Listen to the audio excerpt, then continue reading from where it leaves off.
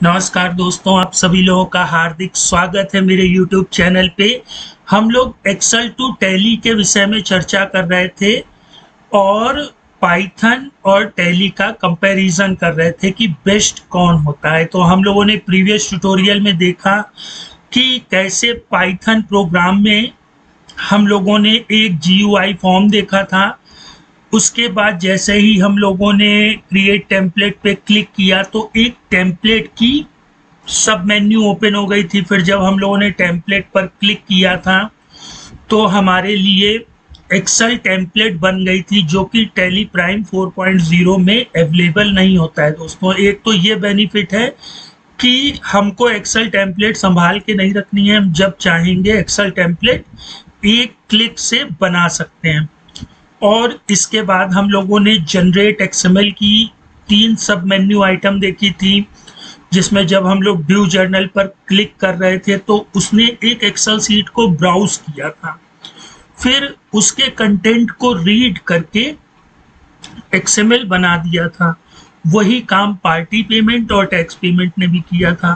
तो दोस्तों, जब हम लोग किसी बटन पर क्लिक करें तो एक्सेल सीट बन जाए, जब हम किसी बटन पर क्लिक करें तो उसकी टैली एक्सएमएल बन जाए, जब हम किसी बटन पर क्लिक करें तो वो GSTR1 JSON बन जाए, है ना। मेरी बात को समझिएगा, एक्सेल में डेटा आ गया है, अब हमें उसे GSTR1 हमें उसे JSON में कन्वर्ट करना है तो पाइथन की हेल्प से हम लोग कर सकते हैं। वैसे ही जैसे हम लोग टैली एक्सएमएल बनाते हैं वैसे ही हम लोग JSON भी बना सकते हैं। तो वो हम लोग आगे अभी धीरे धीरे सीखेंगे। तो ये सारे फंक्शन, ये सारी टास्क कैसे परफॉर्म होंगी दोस्तों, इनको पूरा डीपली हम लोग अंडरस्टैंड करेंगे। तो देखिए, क्रिएट टेम्पलेट और जनरेट एक्सएमएल, ठीक है, ये बना कैसे है इसके विषय में हम लोग थोड़ा सा स्टडी कर लेते हैं। First we create GUI form with menu and sub menu. तो मैंने अपने प्रीवियस ट्यूटोरियल में आप लोगों को बता रखा है कि हम लोग GUI फॉर्म कैसे बनाते हैं और मेन्यू कैसे बनाते हैं और सब मेन्यू कैसे बनाते हैं, ठीक है। मेन्यू ये जो आप देख रहे हैं, क्रिएट टेम्पलेट और जनरेट एक्सएमएल, इनको मेन्यू बोलते हैं, और जब इनके अंदर की मेन्यू को हम लोग सब मेन्यू बोलते हैं, ठीक है। तो सबसे पहले ये वाला काम है दोस्तों, और ये मैंने काफ़ी बारीकी से आप लोगों को बताया है। तो मैं अब आगे चलता हूँ, आप लोग इसकी प्रैक्टिस करिएगा, और अगर इसमें कोई प्रॉब्लम होती है तो मुझे नीचे कमेंट बॉक्स में कमेंट करिएगा, मैं आपकी प्रॉब्लम को सॉल्व करने की कोशिश करूँगा। फिर सेकंड होता है then we create 4 function for menu and sub menu, ठीक है। अब हम लोग 4 फंक्शन बनाएंगे। पहला फंक्शन जो टेम्पलेट बनाएगा, दूसरा ड्यू जर्नल की एक्सएमएल बनाएगा, तीसरा पार्टी पेमेंट की एक्सएमएल, और चौथा टैक्स पेमेंट की एक्सएमएल बनाएगा, ठीक है। पहला क्रिएट एक्सेल टेम्पलेट, जैसे ही हम क्लिक करेंगे तो हमारी जहां पर हमारा पाइथन प्रोग्राम सेव होगा वो उसी लोकेशन में एक एक्सेल सीट बन जाएगी, और ये तीनों के नाम से जहां पर हम लोग जर्नल के डेटा को लिख सकते हैं, पार्टी पेमेंट के डेटा को और टैक्स पेमेंट के डेटा को लिख सकते हैं, ठीक है। और फिर second post journal voucher, post payment voucher और पोस्ट पेमेंट यानी पार्टी को पेमेंट और टैक्स को पेमेंट, ठीक है। तो दोस्तों, ये वाला जो फर्स्ट पोर्शन है वो अभी मैं आपको नहीं बता रहा हूँ, ठीक है। अगर आपको प्रॉब्लम होगी तो मैं ये भी बनाना आपको फिर से बता दूंगा। हालांकि मैं आप लोगों को बता चुका हूँ, आप मेरे प्लेलिस्ट पर जाएंगे तो आप लोगों को वहाँ पर मिल जाएगा। और अगर फिर भी कोई प्रॉब्लम है तो कमेंट करिए, मैं आपकी प्रॉब्लम को सॉल्व करने की कोशिश करूँगा। और टेम्पलेट कैसे बनती है ये भी बता रखा है, ठीक है। अभी मैं फिर से आप लोगों को हर एक चीज बताऊंगा, घबराने की जरूरत नहीं। लेकिन इसमें हमें सबसे पहले एक्सएमएल स्ट्रक्चर को समझना पड़ेगा, टैली का कोई भी वाउचर हो उसमें, ठीक है। तो हमें उसके एक्सएमएल स्ट्रक्चर को अंडरस्टैंड करना पड़ेगा। अब आप लोग कहेंगे कि इतना बवाल है तो इससे अच्छा टैली ही सही है हमारे लिए, एक्सेल टू टैली। तो ऐसा नहीं है दोस्तों, बस आप मुझे थोड़ा सा टाइम दीजिए, अभी मैं इस चीज को और एक्सप्लेन करता हूँ।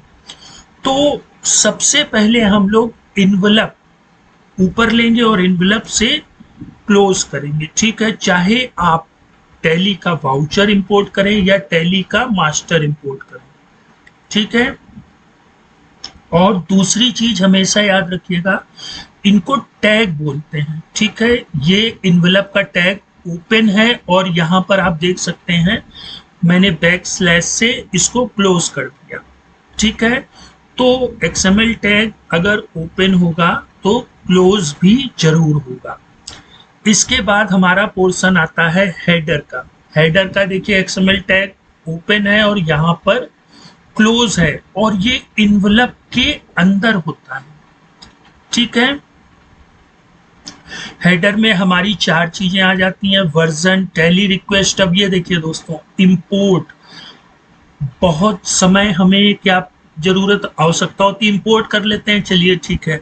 हम रिपोर्ट को एक्सपोर्ट भी कर सकते हैं। अगर यहाँ पर आप एक्सपोर्ट लिखेंगे तो जो आपका फंक्शन होगा उसके अकॉर्डिंग, जैसे आपको डे बुक एक्सपोर्ट करानी है, मतलब डे बुक पाइथन में ओपन करानी है, कोई वाउचर ओपन कराना है, सेल्स रजिस्टर पाइथन में ओपन कराना है, तो यहाँ पर हम लोग एक्सपोर्ट लिख देंगे, है ना। और अगर डिलीट करना है वो वाउचर तो यहाँ डिलीट कर देंगे, अल्टर करना है तो अल्टर, वो सारी चीजें हम लोग धीरे धीरे अंडरस्टैंड करेंगे, ठीक है। टाइप हमेशा डेटा होगा और आईडी देखिए यहाँ मैंने वाउचर्स लिया है, अगर हम मास्टर्स होगा तो हम लोग मास्टर्स ले लेंगे और हेडर क्लोज हो जाएगा। तो दोस्तों इतनी चीज में अगर आपको कहीं कोई प्रॉब्लम हो तो आप मुझे कमेंट बॉक्स में कमेंट करिए। अब ये वर्जन 1 क्यों लिया गया, क्योंकि ये भाई टैली का XML स्ट्रक्चर है ना। उन्होंने कुछ सोच समझ करके ही पूरा जो उनका डेटा का स्ट्रक्चर होता है वो ट्री की तरह होता है दोस्तों, ठीक है। तो उनका ये स्ट्रक्चर है, ये हम लोगों को याद रखना होगा। ये आप अपनी नोटबुक में इसको नोट कर लीजिए। सिर्फ एक बार आपको नोटबुक में नोट करना है, फिर तो कॉपी पेस्ट, ठीक है। अब हम लोग दूसरा टैग देखते हैं, सॉरी तीसरा टैग। तीसरे टैग में देखिए बॉडी आती है, ओपन हुई और बॉडी क्लोज हो गई, ठीक है। तो इन्वेलप हो गया, हेडर हो गया और बॉडी हो गई। तीन टैग बताए और तीनों टैग क्लोज हैं और हेडर के अंदर के जो चारों टैग हैं वो भी देखिए उसी प्रकार क्लोज हैं। फिर बॉडी के बाद ये डिस्क्रिप्शन लिख देते हैं, ठीक है, ओपन क्लोज। फिर डाटा, ठीक है। अब यहां से डाटा हमारा शुरू होता है, यही जो इस तरह का डेटा है वो हम लोग यहां से स्टार्ट करते हैं, ठीक है। फिर टैली मैसेज, टैली को मैसेज जाता है, टैली को मैसेज के बाद फिर हमारा वाउचर आ जाता है, ठीक है।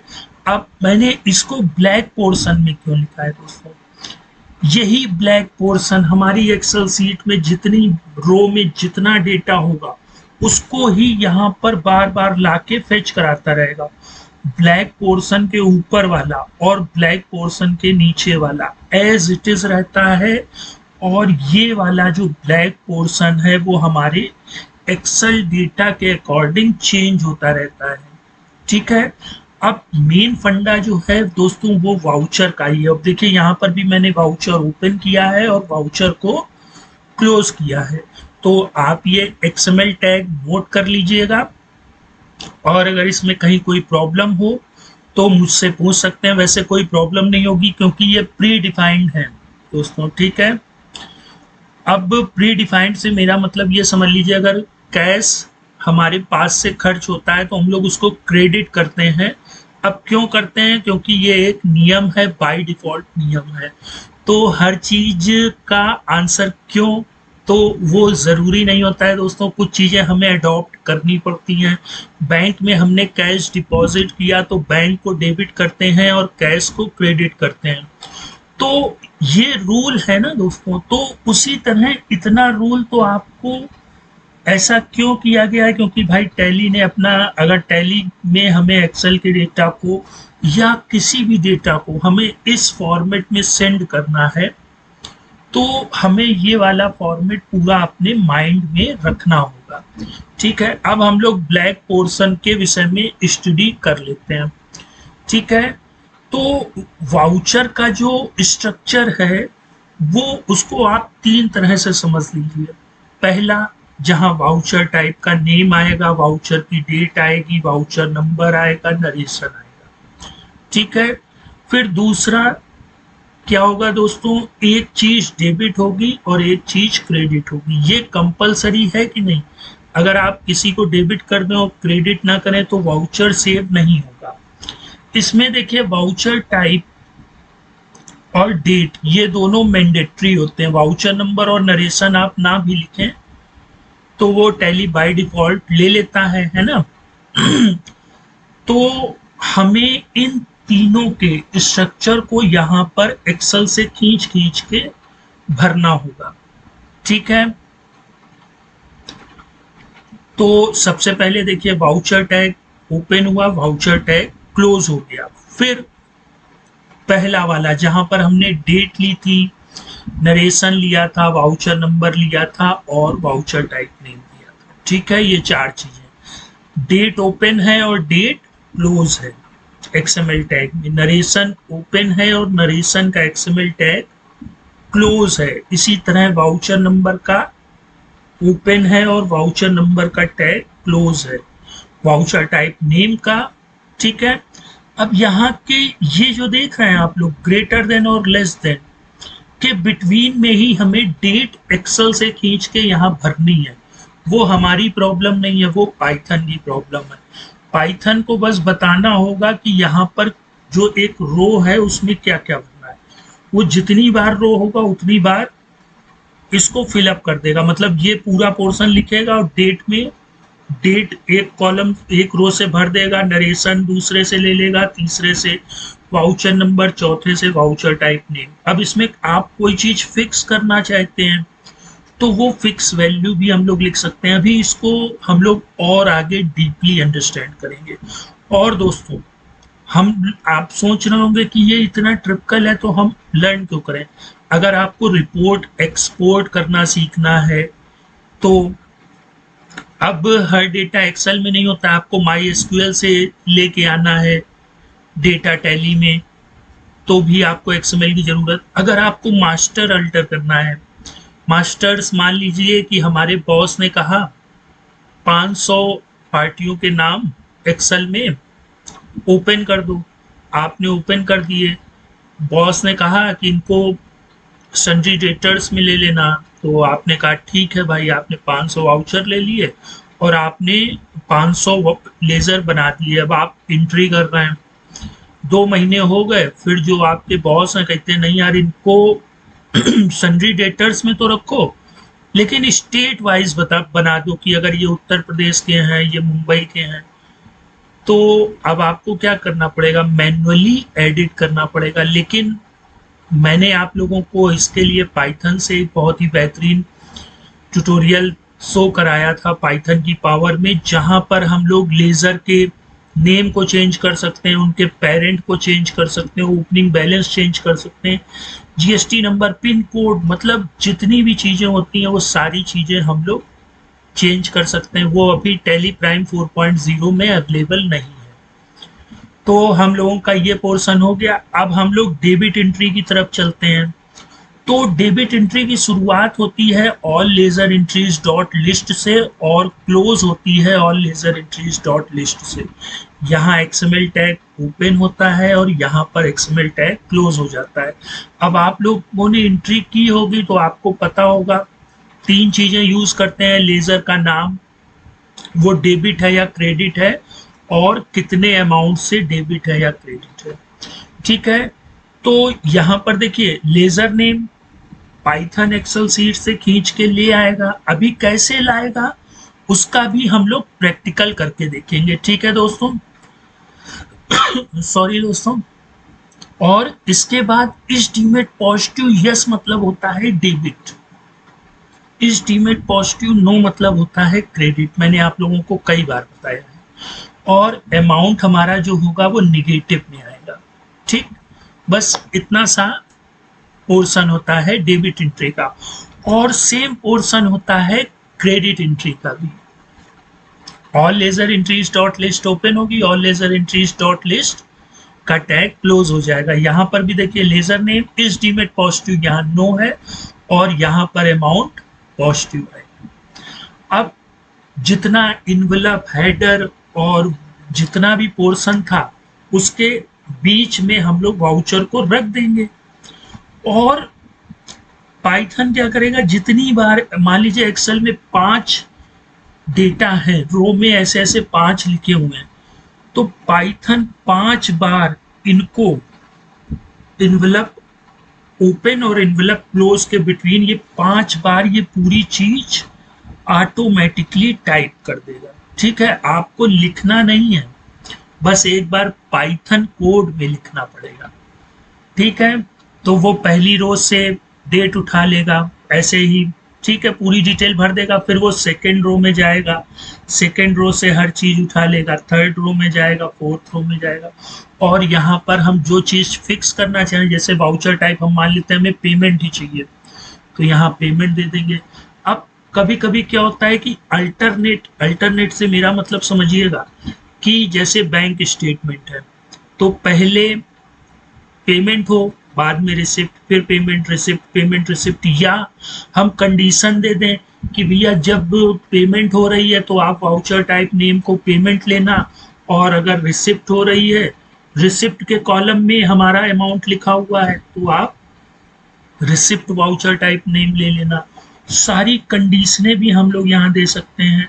इसीलिए अभी तक टैली प्राइम 4.0 में डायरेक्ट बैंक स्टेटमेंट टैली में एक्सेल टू टैली इंपोर्ट नहीं हो सकता है, लेकिन पाइथन की हेल्प से मैंने इसका ट्यूटोरियल भी अपलोड किया है, डेमो पर्पस का अपलोड किया था, वो हम लोग अभी आगे इसको डीपली अंडरस्टैंड करेंगे। तो दोस्तों मैं आशा करता हूँ कि इस एक्सएमएल स्ट्रक्चर में आप लोगों को कोई प्रॉब्लम नहीं होनी चाहिए, और अगर होती है तो आप लोग मुझे कमेंट करिए, मैं आपकी प्रॉब्लम को सॉल्व करूँगा। अच्छा, अब यही टैली का है, देखिए टैली में भी तो हमें वही चीज करनी है ना। और अगर हमारी एक्सेल सीट डिलीट हो गई या रिमूव हो गई तो हमें वापस से फिर से ये टैगिंग करनी पड़ेगी। ठीक है, टैगिंग तो चलिए कर लेंगे, लेकिन जब कंडीशन ना लगे तो वो चीज मजा नहीं आती है। टैली प्राइम 4.0 ने जो एक्सेल टू टैली का हमें वर्जन दिया है बहुत अच्छा दिया है, लेकिन आप टैली प्राइम की एक चीज को समझिए भाई, हर यूजर की रिक्वायरमेंट अलग अलग होती है, तो वो ये फुलफिल करने में थोड़ा सा कमी है इसमें, और वो कर भी नहीं सकते हैं। इसका रीजन समझिए, कर तो देंगे लेकिन हर यूजर की डिटेल को दे पाना काफी ट्रिपकैलिटी होती है, तो इसलिए हम लोग पाइथन सीख रहे हैं ताकि हम लोग अपनी जरूरत के हिसाब से एक्सेल को परफॉर्म कर सकें। अब देखिए यहाँ पर भी voucher type name, voucher date, voucher number, और ये एक्सेल के कॉलम से हम लोग उठा लेते हैं, और अगर किसी चीज को फिक्स रखना है कि डेबिट है क्रेडिट है तो वो भी कर सकते हैं। और ये हमारा एक्सएमएल हो गया, देखिए वाउचर ओपन हुआ और वाउचर क्लोज हो गया। ठीक है, ये वाउचर टाइप नेम आ गया, और ये देखिए यहाँ डेट हो गई, ये नरेशन हो गया, वही सारी चीजें हैं, वाउचर नंबर हो गया, वाउचर टाइप नेम हो गया। इसमें हम लोग एक्सएमएल सीख लेंगे तो हम लोग के कंट्रोल में हो जाएगा।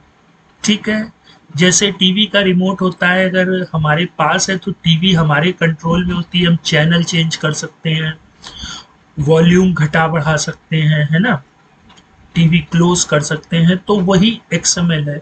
इसमें आपके पास कोई रिमोट नहीं है। रिमोट से मेरा मतलब टैली ने जितना हमें ऑप्शन दिया है हम लोग उतना ही कर सकते हैं। फिर उसके बाद देखिए ऑल लेजर एंट्रीज डेबिट वाली और ऑल लेजर एंट्रीज क्रेडिट वाली। तो दोस्तों आज के टॉपिक को हम लोग यहीं फिनिश करते हैं। तो मेरा जो मेन मकसद था कि आप लोग एक्सएमएल स्ट्रक्चर को अंडरस्टैंड कर लें, तो आई होप आप लोगों ने अंडरस्टैंड कर लिया होगा। अब हम लोग नेक्स्ट टाइम सीरीज वही चलेगी लेकिन अभी और भी चीज़ें हम लोगों को बारीकी से समझनी है।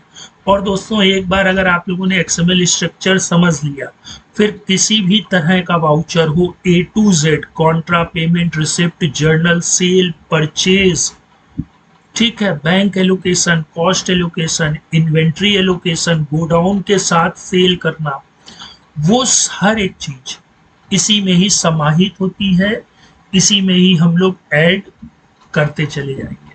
ठीक है, लेकिन ये एक बेस होता है जो मैंने अपनी पूरी कोशिश की कि आप लोग समझ सकें। और अगर आप लोगों को ये चीज़ समझ में आई है तो प्लीज़ नीचे कमेंट बॉक्स में कमेंट करिएगा। मुझे ये जानना है कि कितने लोगों को ये चीज़ समझ में आई है। और एक चीज़ और दोस्तों, अगर आपको ये चैनल अच्छा लग रहा है, आप पाइथन की अमेजिंग पावर को सीखना चाहते हैं, तो प्लीज़ चैनल को लाइक करें, शेयर करें, सब्सक्राइब करें। तो फिर मिलते हैं दोस्तों नेक्स्ट टाइम। Good bye.